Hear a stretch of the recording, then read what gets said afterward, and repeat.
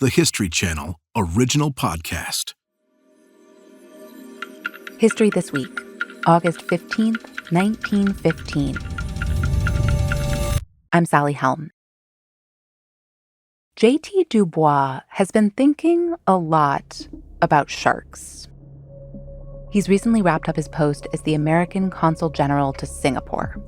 Consul Generals have many duties. They assist Americans abroad, they help out with diplomacy, but Dubois also gave himself a special job: shark attack investigator. It all started 6 years ago on a hazy November morning. There was a maritime accident 28 miles off Singapore's coast. 2 ships collided, and more than 100 people were thrown into the water. Most of them died, but the survivors reported something strange. The people in the water had been attacked by sharks. Attacked and killed. Word of this made it to the United States, and J.T. Dubois, in his official consular general capacity, started getting letters from American citizens asking if it could possibly be true. Do man-eating sharks really exist? At this point, in the early 20th century, basically all of America's experts say no, that sharks are just big fish, timid ones, no real threat to human beings. Unprovoked shark attacks? They're just myths. Sailors' tall tales, no different from stories about mermaids. One of the most vocal of these experts is Dr. Frederick Lucas of the American Museum of Natural History. He's written a number of pieces in the New York Times addressing the rumors. They have titles like The Shark Slander and Let Us Do Justice to Sharks. He's spent decades investigating stories about these alleged man-eaters, and he says almost none of them are credible. But J.T. Dubois thinks otherwise. Ever since that crash 6 years ago, he's been investigating the rumors too. He's written 50 letters to diplomats all over the world, asking if anyone could share verified incidents of man-eating sharks. He got 16 letters back, sworn affidavits reporting shark attacks on human beings. One diplomat actually sent him a photo, a boy who'd been diving for coins in the Gulf of Aden above Somalia when he'd been seized by a shark. A passenger on a nearby ship had caught it on camera. J.T. Dubois is now back in New York, and he's written a letter to the New York Times. It's titled The Man-Eating Shark, and it lays out all the evidence he has that sharks do, in fact, attack humans. And on August 15th, 1915, it's published.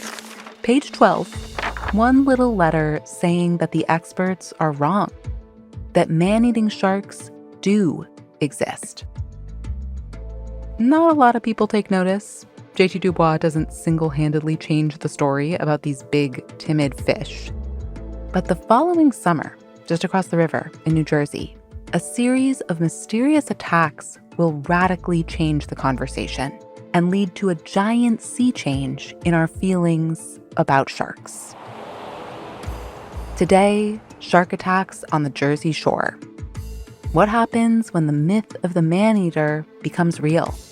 And in the wake of these tragedies, did we overreact and in fact start to slander the sharks?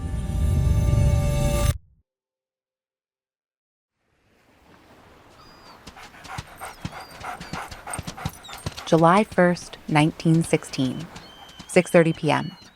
Charles Vanzant is out on the sand in Beach Haven, New Jersey, throwing a stick to a Chesapeake retriever.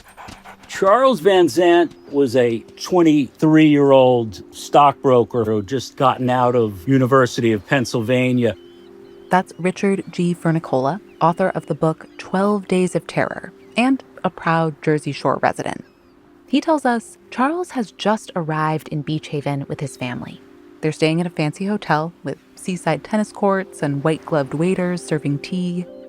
It's busy. This is a holiday weekend, and there's been a heat wave. But it's dinner time now. So Charles and the retriever are sharing the beach with just a handful of people. His sister Louise, one lifeguard, a few stragglers on the boardwalk. And Charles wants to take a swim before dinner. It's a tradition. He coaxes the dog into the water with him, and they start swimming. About 50 yards or so into the breaking surf, The dog suddenly turns around, starts paddling back to shore. But Charles keeps enjoying his swim. Until people on shore began to shout. He thought they were shouting to the dog. But then he realizes they're actually shouting at him, telling him to come back to shore. Vanzant looks around and sees why. There's a dark fin slicing through the water.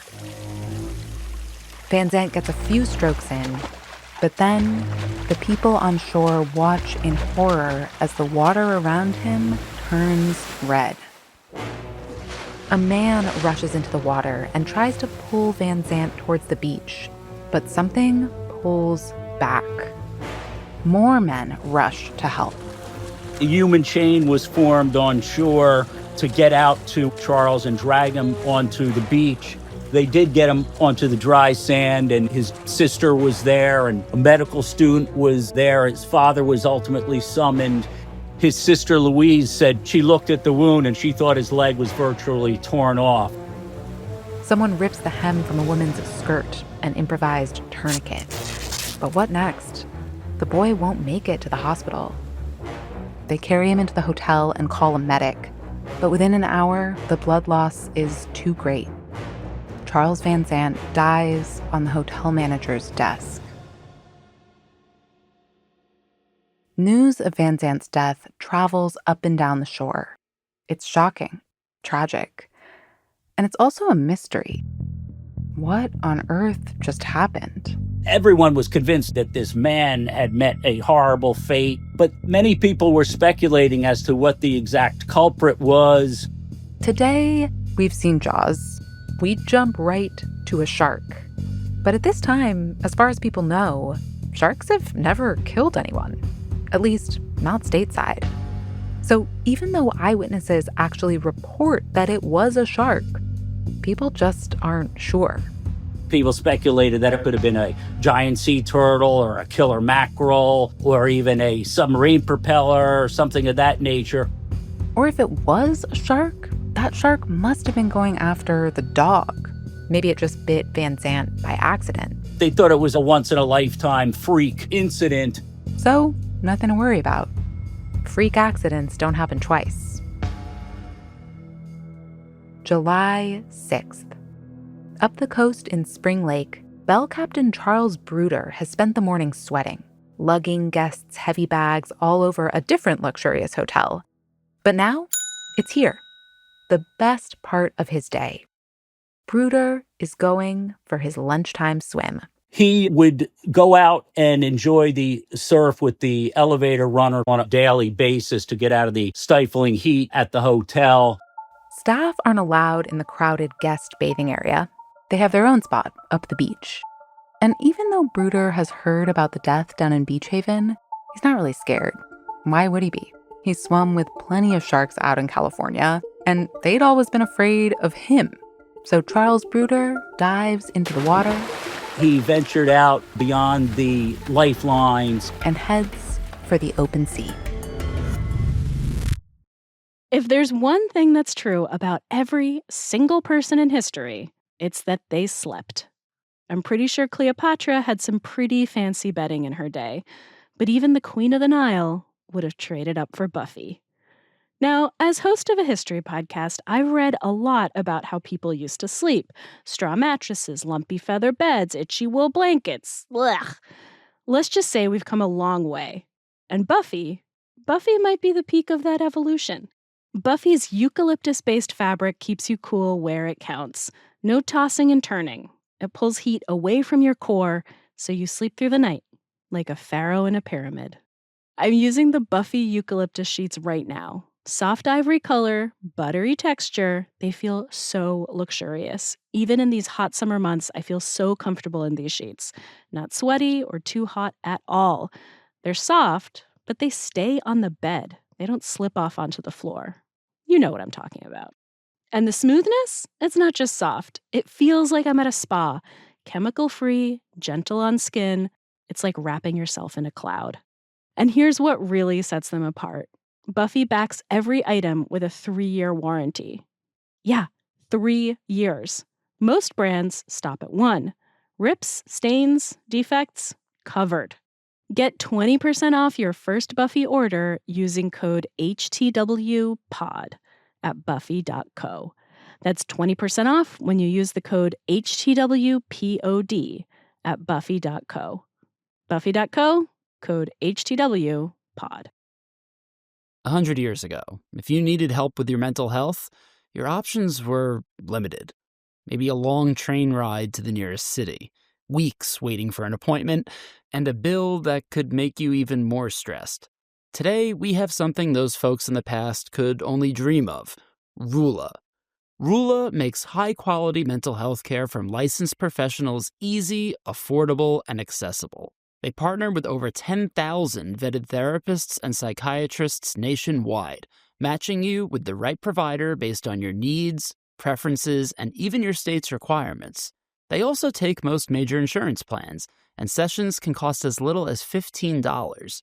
You can schedule your first appointment as soon as the next day, and Rula stays with you every step of the journey, helping you track progress and making sure you're getting the best possible care. Getting started is simple. Answer a few quick questions, get matched with in-network providers, and book your time. Thousands have already trusted Rula to support them on their journey toward improved mental health and overall well-being. Head on over to rula.com/HTW to get started today. After you sign up, they ask where you heard about them. Please support our show and tell them History This Week sent you. Go to rula.com/HTW and take the first step towards better mental health today. You deserve quality care from someone who cares. Charles Bruder has gone for a swim at the secluded Staff Beach. But soon, all the way over in the guest area, people start to hear screams. The lifeguard on duty sees someone flailing in the water and starts to run. He rows a boat out and reaches the boy. But as he drags him into the boat, he's horrified by what he sees. His lower legs were missing. By the time they make it back to the beach, Bruder is gone. He died in the bottom of the boat before they reached shore. This time, the beach is crowded. Hundreds of people see Bruder's body dragged ashore. And there are even reports of his last words. "A shark bit me. It bit my legs off." Bruder's death makes the front page of the New York Times, and panic spreads up and down the Jersey Shore. There was no way at this point in time they could hide from the fact that there could be a trend, something unusual might be happening. Metal nets are brought in to fence off the swimming areas, and men head to the beaches with revolvers, planning to shoot sharks on sight. But tourists are still scared. They wouldn't even dip their toe into the water, even with the steel nets. Everyone wants answers. And not everyone is ready to blame the sharks. The Coast Guard superintendent even insists that these creatures are as timid as rabbits. Could an animal like that really have killed Charles Bruder? They turn to the country's foremost shark scientists. You've been telling us that this kind of thing can't happen. What do you say now? One of those scientists is Dr. Frederick Lucas. He runs the American Museum of Natural History in New York. He's in his 60s, a big guy with a shock of white hair, and he's famous. He's helped bring science to the public, make it approachable. Think a 1916 Bill Nye. He's also the man who wrote all those pieces in the New York Times about how we shouldn't be engaging in shark slander, that the myths of the Maneaters are greatly exaggerated. And Dr. Lucas does have reasons to say all this. For one thing, he's spent a lot of time at sea.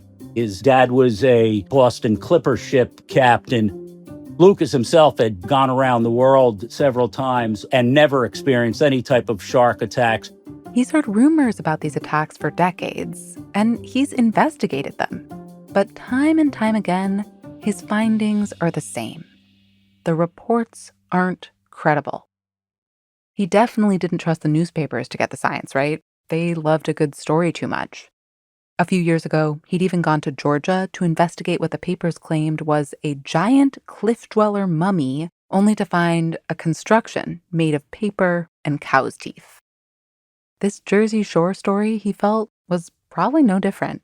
Dr. Lucas was firm in saying that shark attacks, at least in temperate waters, has never been established. Lucas and most other scientists of the day didn't feel a shark had the power in its jaws, nor the ability, nor any confirmation that they would actually attack a live human being in the water. But something has killed Charles Bruder. And to Dr. Lucas, that merits investigation. He enlists his colleague, Dr. John Nichols, curator of the Fish's Wing. Nichols agrees with Lucas. Sharks don't attack people like this. To him, Bruder's wounds look more like bites from an orca. He holds a press conference to share his findings. The papers still prefer the man-eating shark theory. But whether it's a shark or a whale or a killer mackerel, there is something deadly in the New Jersey waters, and people are scared that it's just a matter of time before it kills again.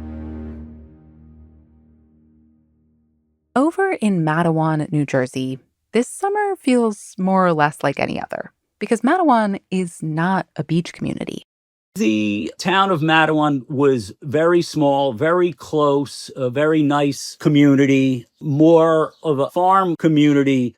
It's miles inland. The only water feature is Matawan Creek, a waterway that runs through town and out to sea. And who's ever heard of a shark in a creek? So, 6 days after Charles Bruder's death, Matawan Creek is full of swimming kids. And Captain Thomas Cottrell is coming back from fishing. Thomas Cottrell was a elderly, retired sea ship captain. He was well known in town. He was walking across the town's new drawbridge, and he looked down. And he saw something impossible in the water. He saw a dark or black shark around 8 feet long heading up the creek.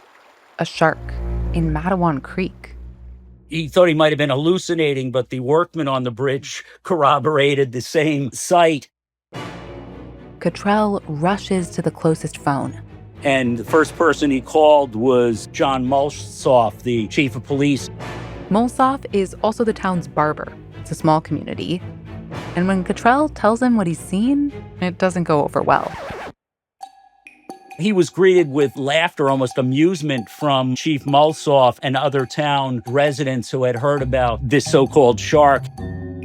Cottrell must be imagining things, a victim of the shark hysteria sweeping the state. But Cottrell knows what he saw, and he has to do something. He got into a motorboat and began going up and down the creek, trying to warn children to get out of the creek. He was trying to warn them that there's a shark heading in their direction. He goes to all the usual swimming spots that Matawan kids frequent, until finally, they're empty. But not everyone gets the memo. 2 hours later, 6 Matawan boys head down to their favorite swimming hole. The place is decrepit, a couple of pilings and a rotting wharf. But it's also wonderful. There's a partially sunken boat on one side, cattails and hermit crabs on the other, and a deep spot between the two. 11-year-old Lester Stillwell paddles out there, turns to the other boys. And he said, "Hey, fellas, watch me float." Then, a fin, a flash of teeth, and Lester is gone. The other boys scramble out of the water and rush into town, screaming the whole way. A shark got Lester. They were frantic. So 2 or 3 men answered the call, one of whom was Stanley Fisher. Fisher is the town's tailor, and he knows Lester, plays baseball with the kid. Lester's epileptic, so Fisher thinks The boys must be confused. Lester's probably having a seizure. He runs down to the water with some other men, gets in a rowboat, and paddles out to the deep spot. They began to dive to the bottom of the creek. But they come up empty-handed. A crowd gathers on the dock. After a half hour, the men are exhausted, cold. But Stanley Fisher gets ready to give it one last try. Before Stanley could even make an attempt to get into the water, the shark came up and grabbed him on the right thigh. It pulls him under. This time, there's no doubt. There's a shark in the water. Fisher fights back, eventually makes it to shore, but the injuries are too severe. He'll die at the local hospital. The mayhem, unfortunately, was not over yet. The mothers who had gathered on the dock are now running down the creek's shore, looking for kids who might still be playing in the water. They find a group of 5 boys and yell, "Shark!" 4 of them make it in. But Joseph Dunn was unfortunately about 10 feet from the dock ladder, the last one out. He felt a large tug from what he described as a big pair of scissors latch onto his left lower leg. his brother, who's safe on the dock, jumps back into the water. His brother and the dockmaster and one of the other boys literally pulled him out of the shark's mouth. Joseph Dunn makes it to shore alive and is taken to the hospital. He's mobbed by reporters, but he won't tell them his name. He doesn't want his mother to find out. He didn't want her to be worried. Joseph Dunn will be the only survivor of these Matawan Creek attacks. Back on the docks, the crowd has become a frenzied mob. It was a mix of anger and despair and panic. There's a shark in their creek, and they're determined to kill it. Some people pulled old harpoons down from their mantle or got pitchforks, hammers. Others ran to the local hardware store to get dynamite to try to blow the shark out of the creek. After Matawan, people stop questioning the reality of man-eating sharks. They'll basically never question it again. And the shark scientists and others who said these animals are as tame as rabbits, they have a lot of explaining to do.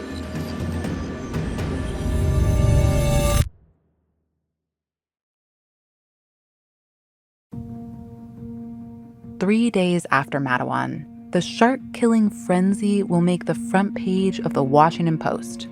America, it says, has declared war on sharks. And it's not hard to see why. 3 shark attacks in a single day in a small-town creek? It was unprecedented and terrifying. Kind of strange that there'd be so many bites in just a 2-week period. What's going on? That is Dr. Gavin Naylor.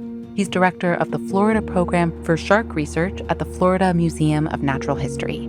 He also runs the International Shark Attack File. This is a database that's been going since the 1960s, and we record all shark bites that we learn about. And we have about a little bit over 7,000 from the 1960s coming forwards. Back in 1916, Dr. Frederick Lucas is holding an emergency meeting at the American Museum of Natural History to ask that same question. What is going on? The attacks at Matawan seem undeniable. And Dr. Nichols, who'd thought an orca killed Bruder, he confesses to Dr. Lucas that his thinking has changed. This was probably a single shark heading from south to north. He thinks it's dangerous, and he's going to try to track it down. But someone is about to get there first. It's 5 a.m. on July 14th. Michael Schleiser is heading out on his motorboat and dragging a reluctant friend, John Murphy, along with him. I want to tell you before we go any further, this story ends differently from the others. Schleicher was a very colorful character. He was a very prominent taxidermist for the major museums, including the American Museum of Natural History. He's also a lion tamer with a giant mustache. Schleicher has seen the papers. There's a killer shark near Matawan, and people are losing their minds. He wants to see the shark hunting frenzy for himself, and he's cajoled his friend Murphy into joining him. The men push off from South Amboy, heading towards Raritan Bay. Schleicher lowers a net into the water. While they're out here, they might as well catch themselves some breakfast. They were pulling this drift net along, and all of a sudden, something got into the net. The engine stalls. Then the boat is pulled backwards. The bow jumps out of the water. Schleicher thought the whole boat was going to tumble down, and he and his buddy were going to be the next victims of this Maneater. Schleicher reportedly grabs a broken oar and whacks the creature tangled in their net again and again until he's certain it must be dead. Then the men flag down a larger boat to help them tow the shark to shore. Now, there was just one thing left to do. See if this was the Maneater. With the practiced fingers of a taxidermist, Schleicher slices the creature's belly open and takes a look at what's inside. The next day, a parcel arrives at the American Museum of Natural History addressed to Dr. Lucas. It's labeled "Open at Once," and inside are bones found by Schleicher in the belly of the shark. Lucas saw those remains and reluctantly confirmed that they were human. After all of this, Matawan Creek, Schleicher's shark, Dr. Lucas does change his mind. He's a scientist, after all, and he can't deny the evidence. Man-eaters, as the papers call them, do exist. Still, he insists shark bites are rare. You're just as likely to get struck by lightning. There are no more shark attacks on the Jersey Shore that summer. Maybe it's because Schleicher caught the Jersey Maneater. Maybe it's just luck. Even today, we don't know for sure why these attacks happened or why they stopped. Maybe some food source had moved closer to shore. Maybe sharks weren't used to seeing so many people in the water. Leisure swimming was a relatively new thing. But scientists and historians can't even agree on what type of shark was responsible, or whether it was a few sharks. What we do know is that the 1916 attacks fundamentally changed how all sorts of people, from scientists to beachgoers to fishermen to politicians, see sharks. No one today would consider a shark rabbit tame. The idea is laughable. Our fear of them is so ingrained that it's hard to imagine we ever could have seen them differently. That fear emerged in 1916 and has been passed on through the generations. I've heard about them since the sort of 1980s, largely as the incidents that actually inspired Benchley to write his book. That book is Peter Benchley's Jaws, later adapted into a movie by Steven Spielberg. This year is the film's 50th anniversary. There are festivals happening at Martha's Vineyard where it was filmed, special anniversary screenings all over the country. Even after 50 years, it still strikes a chord and scares the heck out of us. But Spielberg would eventually say that he'd come to regret how sharks are portrayed in Jaws, because shark populations are struggling.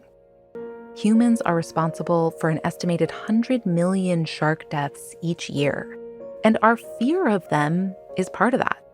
It's called the Jaws effect. And this image of sharks as bloodthirsty man-eaters, despite what happened in 1916, it's actually not true. At least, not most of the time. Humans like to put things in bins, and they like to categorize things. Are sharks aggressive? Will they target humans? Yes or no? I think it's correct to say it's a really rare event that a shark will target somebody. Since 1916, there's been a huge boom in shark research. We know a lot more about them than we used to. And one of the things that has become clear, 1916, as scary as it was kind of a fluke. Those first beachgoers in New Jersey were right. They were witnessing a series of freak accidents, unlikely to happen again. The data speak volumes. There are tens of thousands of people in the water every day. There are hundreds of thousands of sharks, and there's very few incidents. There are an average of around 6 fatal shark attacks each year worldwide. Looking at those numbers, you can understand why Dr. Lucas couldn't wrap his mind around the idea that sharks were attacking people like that, one after another. They truly almost never do. Though he was wrong about one other thing.